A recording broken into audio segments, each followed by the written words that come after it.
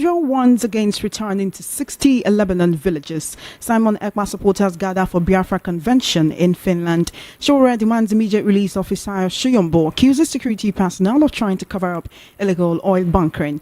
Ngozi Okonjo-Iweala returns as Director General of the World Trade Organization. An appeal court doctor convicted for defilement of minor. Details now.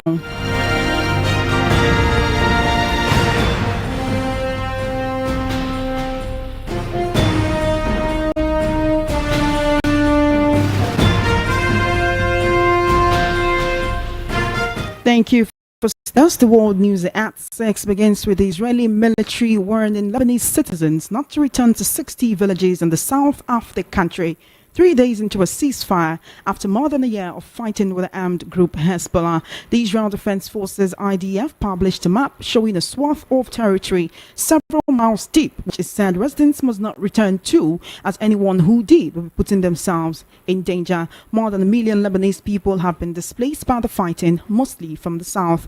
Tens of thousands of Israelis have also been displaced. The truce came into effect on Wednesday morning, though officials in Israel and Lebanon have accused each other of already breaching it. Yesterday, the IDF said its forces fired artillery and carried out air strikes against targets in southern Lebanon. It added that it had fired at suspect after spotting activity at the Hezbollah weapons facility and vehicles arriving in several areas, which it said breached the ceasefire. In a recent development, supporters of Simon Ekpa today gathered in Finland for the declaration of the independent state of Biafra. You will recall that on November 6th, the Simon Ekpa-led Biafra Republic government in exile had written to Finland President Alexander Stubb over the group's announced Biafra Declaration Convention.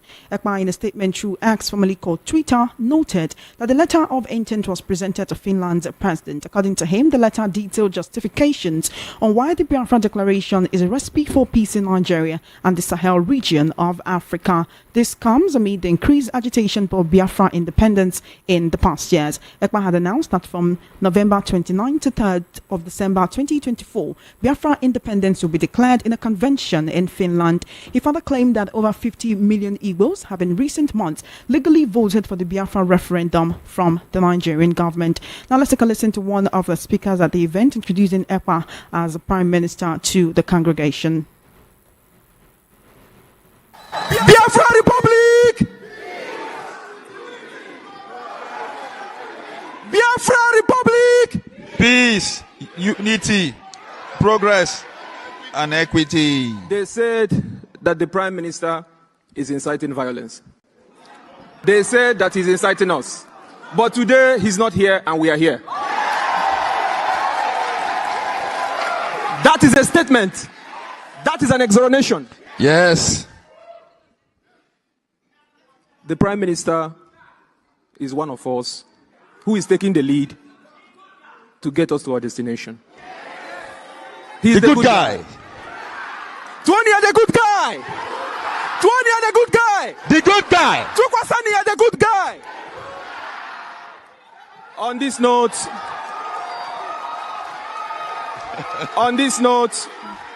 note, in his absence, please permit me to welcome the Honorable Prime Minister Obatobie I of Biafra land, Anon Kankampi. I think we have been able to demonstrate our love for the Prime Minister. He is so dear to us.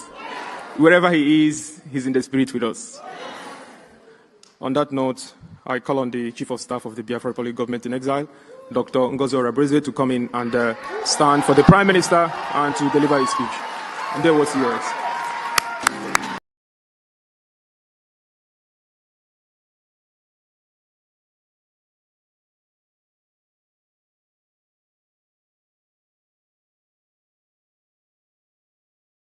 The Revolution Now movement, Amoyle Shore, has strongly condemned the arrest of investigative journalist Isaiah Shuyombo in Port Harcourt, Rivers State by the Nigerian Army, demanding his immediate release. Reacting to the comments of the Nigerian Army on Shuyombo's arrest, Shore expressed his condemnation on X, formerly called Twitter, reminding the Army authorities that it had no constitutional powers to investigate crimes that were not directly involving its personnel. He maintained that the Army knew from the point of the arrest that Soyombo was investigating oil bunkering carried out by the usual suspects, which he claimed includes some high-level security officials. While insisting that the journalist's arrest and illegal detention was primarily aimed at covering up the atrocities, she already demanded his immediate and unconstitutional release. The Nigerian army had confirmed that investigative journalist was arrested at an illegal oil bunkering site. The army statement came in response to public outcry over Fisayo Soyombo's detention.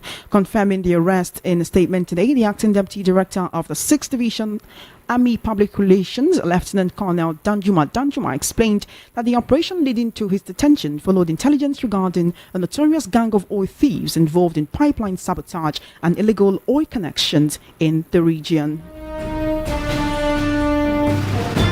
In a recent development, the World Trade Organization WTO General Counsel today reappointed Ngozi Okonjo-Iweala as its Director General for a second 4-year term. The WTO, in a statement posted to its official X handle today, said the reappointment takes effect on 1st September 2025. This decision, according to the statement, reflects broad recognition of her exceptional leadership and strategic vision for the future of the WTO. The statement explained that the reappointment process, initiated on October 8, was overseen by Peter Earlberg of Norway, chairman of the General Council. With no additional nominations submitted by the November 8 deadline, Dr. Iweala stood as the sole candidate. Mr. Earlberg praised her achievements, stating that the General Council commends Ms. Iweala for her outstanding leadership during her first term. The Court of Appeal in Lagos State has acquitted and discharged the medical director of Optimal Care Foundation, Dr. Olufemi Olaleye. The court obtained the decision of the Lagos State Sexual Offences and Domestic Violence Court, which had sentenced Dr. Olaleye to life imprisonment for defiling his wife's 16-year-old niece. Justice Olukaide Bada, who read the lead judgment, which was adopted by the 2 other justices on the panel, held that the trial court erred in convicting Dr. Olaleye based on what they called tainted and unreliable evidence of his estranged wife and the alleged survivor. The appellate court agreed with the submissions of Olaleye's lead counsel, who insisted that there were material contradictions in the evidence gathered by the prosecutions, which should not have been relied on by the lower court. The court also faulted some other parts of the evidence of the prosecution during the trial, which was from a child forensic specialist, a medical doctor from the Mirabel Center, and investigation officer, which were found to be worthless. You're currently listening to World News at 6 right here on Voice of the People 90.3 FM. We'll take a short break and return with a news analysis segment. Do stay with us.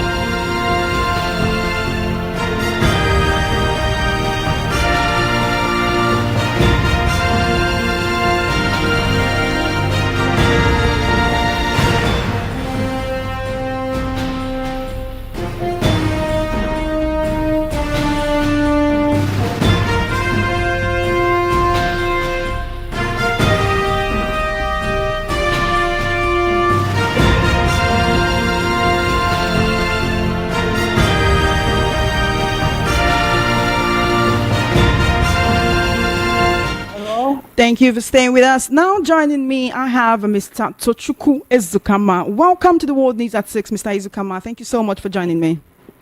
Oh, you're welcome. You're welcome. Thank you so much. I don't know if you followed the events, right? But today in Finland, and it will be going on from today to the 3rd of December, supporters of Biafra and of course of Simon Ekpa gathered for what they call the International Declaration of Biafra's Independence. You do know that it was about 3 weeks ago that Simon Ekpa wrote a letter to the government of Finland saying he will be hosting that convention. Unfortunately, before the date date of the convention, he was arrested, and to what we know, the report is that he's currently in detention and will be charged to court on May 25. I really have a few questions on this, right? During the gathering, certain people introduced themselves with certain portfolio. He has a chief of staff, a finance minister, a security officer. These are people who have not even entered, who have not achieved this Biafra, and yet they've already, what I don't know if I'll call it, shared positions amongst themselves, right? Simon Ekpa said he's not the prime minister but a content creator when he was asked by the court in Finland. His supporters have referred to him as prime minister, his excellency, right there in Finland. Wouldn't you say this is an indictment on him, especially since when he wrote that letter to President Alexander Stubb of Finland, he was as the prime minister? Well, for long, he paraded himself as the prime minister of Biafra. So I don't know why he's backpedaling on that, calling himself content writer. But whatever he calls himself, Ekpa and his group of people are a bunch of clowns. All right. Language, Mr. Tochukwu. I am not an expert on euphemism, so I'll express myself as I feel it, okay? Their political shenanigan is something that should boggle every sane mind.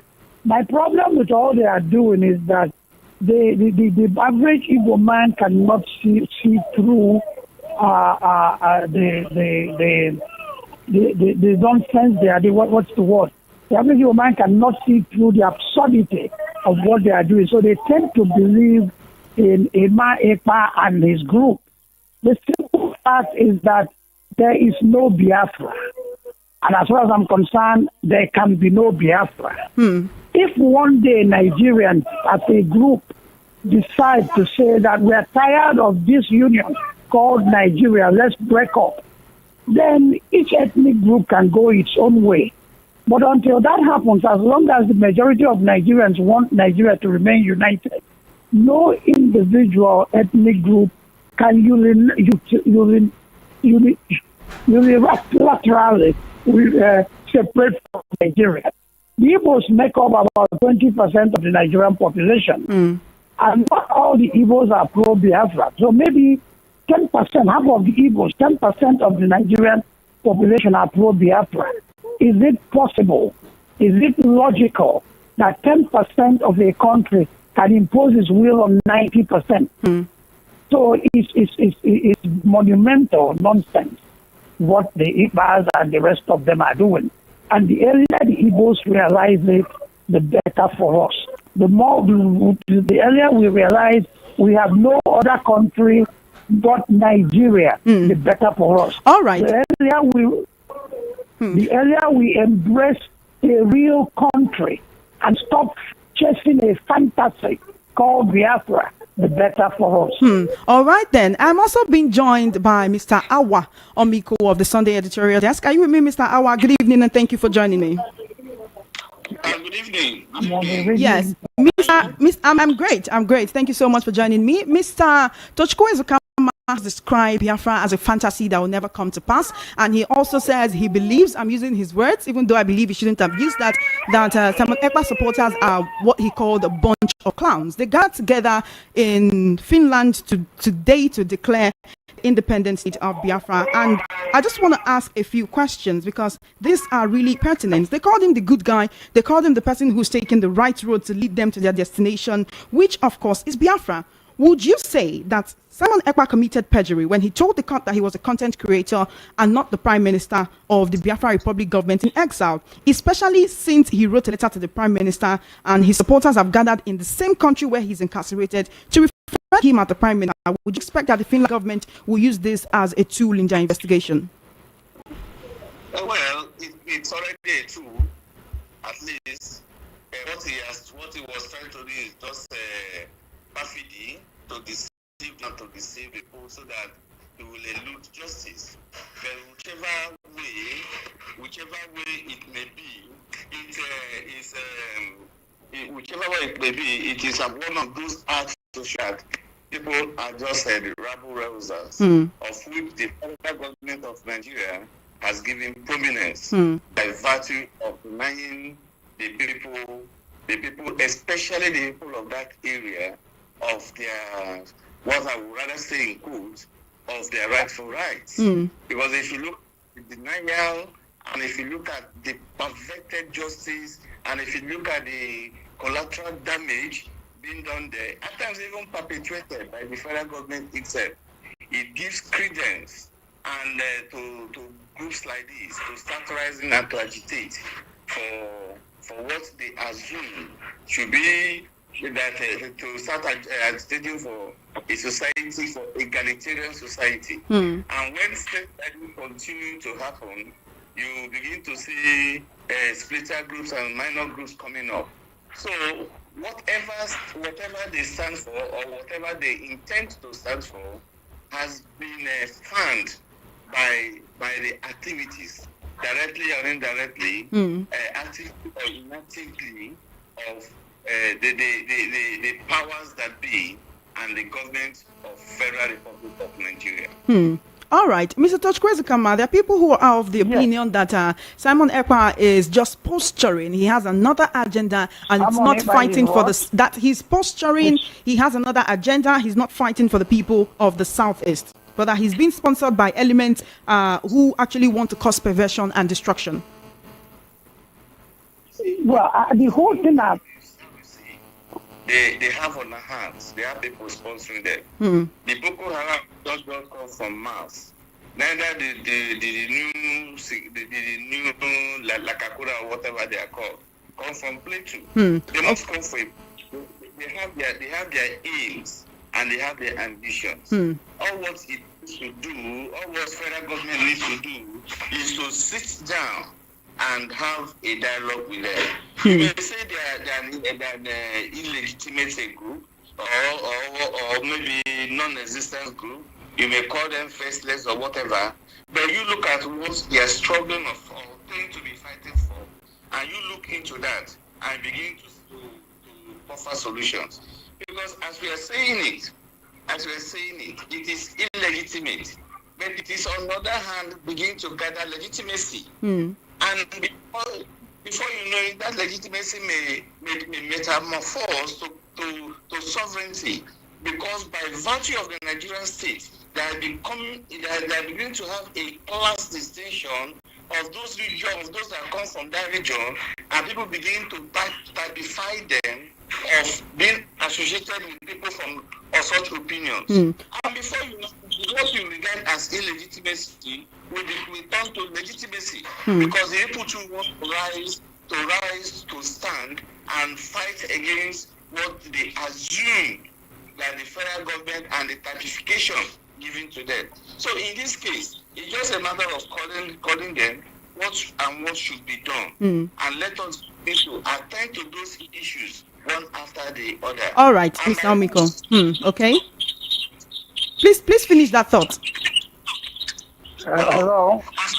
And by the time when people begin to rise against the original thought, the illegitimate group will fizzle away. All right. And it becomes an issue that government, it becomes a bigger issue that government itself may find difficult to handle. All right, Mr. Izukama, do you agree with that assertion that if we do not deal with this? I could barely hear you. All right. He's saying that this assertion could lead to legitimacy, right? That if this is not nipped in the bud right now, it could lead to some form of legitimacy for not just these Biafra agitators, but other different groups which are actually threatening the security of the country. And I want to ask if that's something that you agree with. If what is not nipped in the bud? That is, you know that there has been, even Simon Ekpa, with what has been going on with the whole declaration of Biafra. This is going on for the 29th, 30th, 1st, 2nd, and 3rd. And they intend to also declare this in the Southeast on the 2nd of December.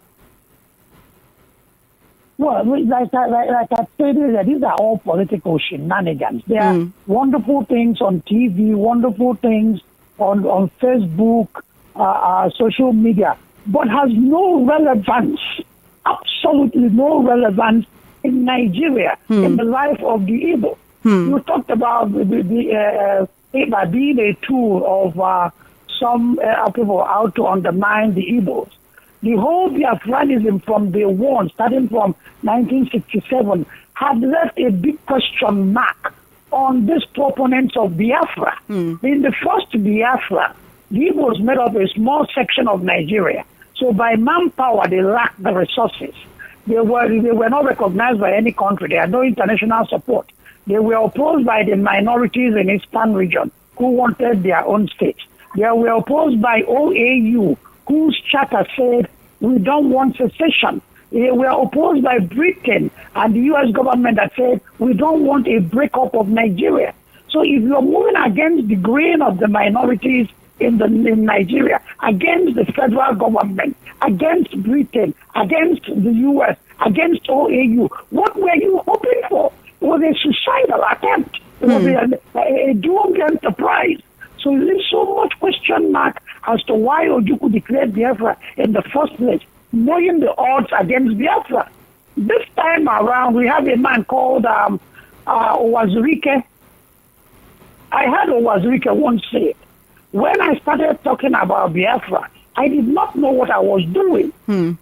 But as democracy allowed me the right to express myself, I started talking about Biafra, and people started listening, and I continued. So there was no strategy, no foundation, no direction. A failed lawyer, Owazurike, needed something to do, and he started talking about Biafra, and he resonated to the Igbos, and he continued. And if Nnamdi Kanu is a breakup from Owazurike, Iba is a breakup from Nnamdi Kanu. So this whole thing is aimless. This whole thing serves the interest of a few. It makes them advancing their personal interest. It gives them fame and it gives them wealth. But it translates in no way to the good of the evil man. You get so unknown gunmen, and the kind of started it when he said burn people up. Or the lockdown is utter and complete. If anybody comes out, burn him up in that killing. That's who started it. So why kill your own people? What's the purpose? And then you go and attack soldiers. Soldiers will go on a rampage, revenge, kill evil young men for no reason. Many of them are innocent. But you have provoked them in the first place. So why provoke Nigerian soldiers who are trigger happy? Look at what they did to the Shiite Muslims in Zaria.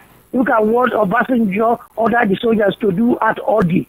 Okay? We know Nigerian soldiers as reckless, as trigger happy.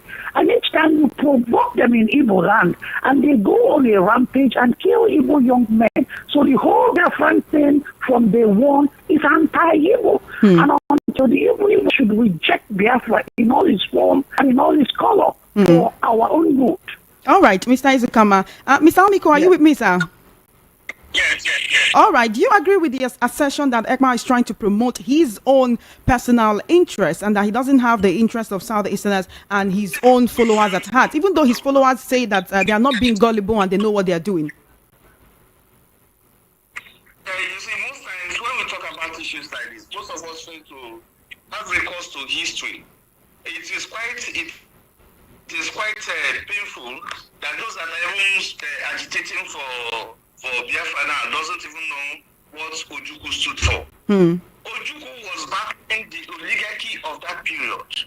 And Ojukwu was trying to say, let justice be done, let there be an egalitarian society. But these people seems to, they should even go back and I begin to question, this is some of the damage done to us by the federal government for removing history.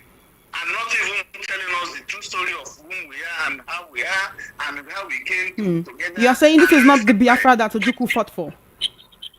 Yes, it's not. It's not the Biafra that Ojukwu fought for. It's not. It's not Spanish obeyed. It's not. These people are just jobbers.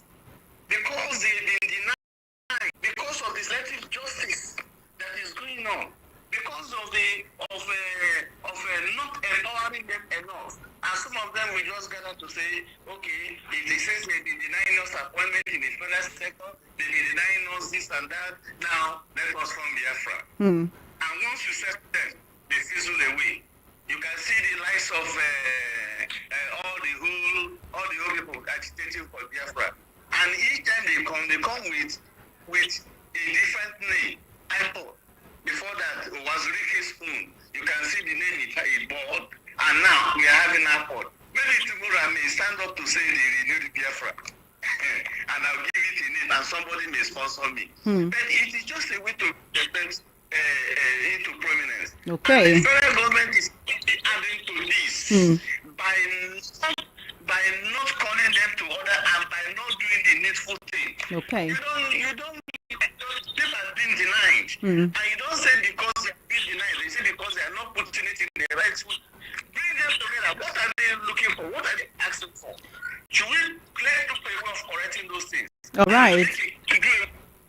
Of that. Thank you. Thank you so much, Mr. Awamiko. I have to let you go now because of our time, all right? But thank you so much. I really appreciate you. Thank you. All right. Mr. Ezukama, are you with me, sir?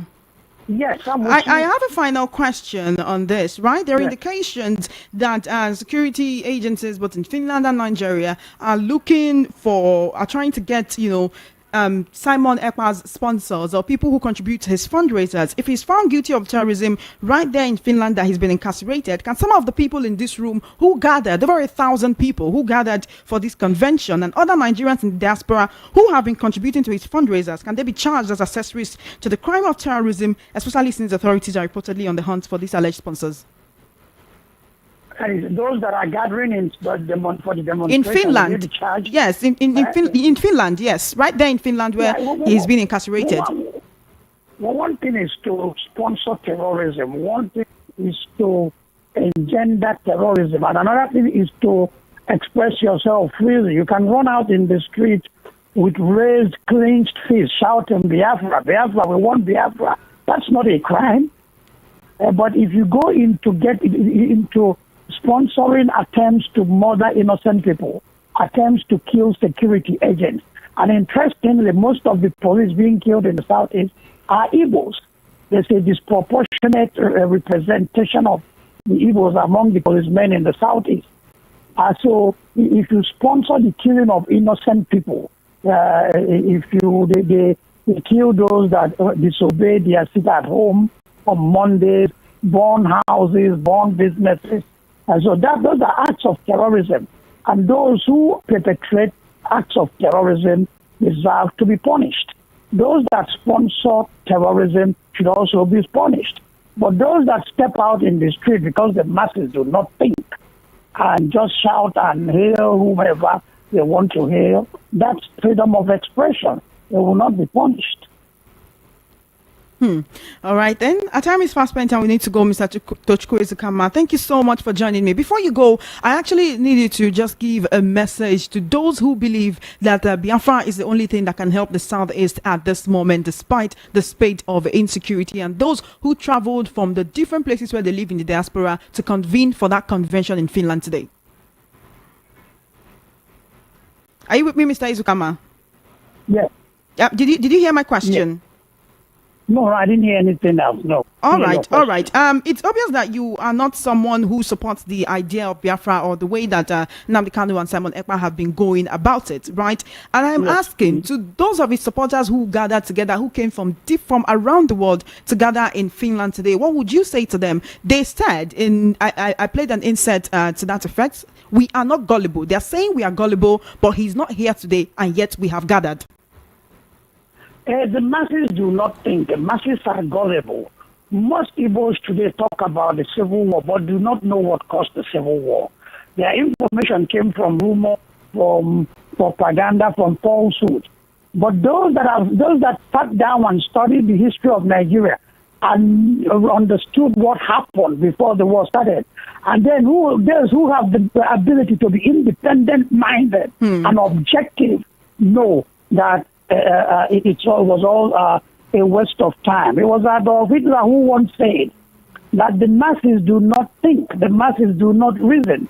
Whatever you tell them, they will believe. And the bigger the lie, the more believable it is to them. So these propagandists, these rabble rousers, these demagogues, they understand the psychology of the masses. Lie to them and let the lie be very big. The bigger it is, the more believable. The whole thing about Biafra has been one big lie. Biafranism was founded on falsehood. And this falsehood has resonated over time, and it has a grip. It has a lingering grip on the Igbo man's mind. That's why when it comes to Biafra, the Igbo man cannot think. So they may gather and hail whomever they want to hail and believe Biafra is coming the next day, as Biafra is at the turn of the corner. But it's not. The reality is not. That's not the reality. Thank you so much, Mr. Isaac. I really appreciate you for joining me this evening. It's been an absolute pleasure speaking with you. Have an amazing evening. You have been listening to the World News at 6 right here on Voice of the People 90.3 FM. Just before we wrap up, let's take a look at the top stories again. You heard that Israel has warned against returning 60 Lebanese villages as Simon Ekpa supporters gather for Biafra convention in Finland. She already demands immediate release of Fisai Ostrigombo, accuses security personnel of trying to cover up illegal oil bunkering. Gazi Okonjo-Iweala returns as Director General of the World Trade Organization, and appeal court acquits Dr. convicted for the defilement of a minor. And that is a wrap on the World News at 6. My name is Chioma Innocent. Good evening. Thank you for listening.